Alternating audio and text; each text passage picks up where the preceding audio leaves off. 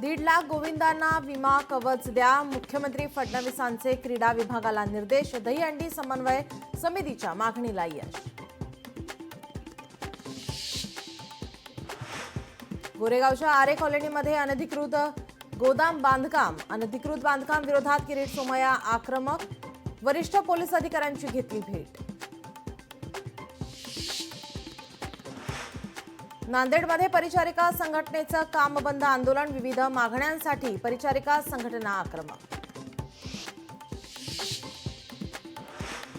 गिरणी कामगारांचा data leak झाल्याची भीती. आमदार विक्रमसिंह पाचपुतेंनी विधानसभेत मांडला मुद्दा.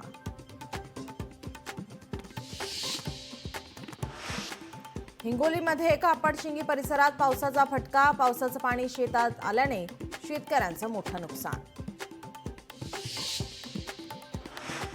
भिवंडीत 5 बोगस डॉक्टरांवर कारवाई. झोपडपट्टी परिसरात बोगस डॉक्टरांचा सुळसुळाट. भिवंडी महापालिकेच्या आरोग्य विभागाची कारवाई.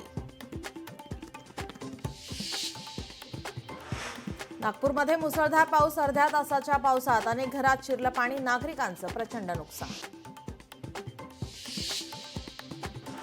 पुण्यातील नदीपात्रात मद्यधुंद अवस्थेत महिलेचा राडा. महिलेचा नदीत उडी मारण्याचा प्रयत्न. पोलिसांनी महिलेला घेतलं ताब्यात. सांगली जिल्ह्यात शक्तीपीठ महामार्गाला विरोध. तासगाव तालुक्यात शेतकऱ्यांचा आक्रोश मोर्चा.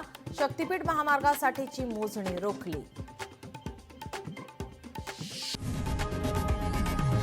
लोकशाही मराठी ऐका, पहा, जागरूक रहा.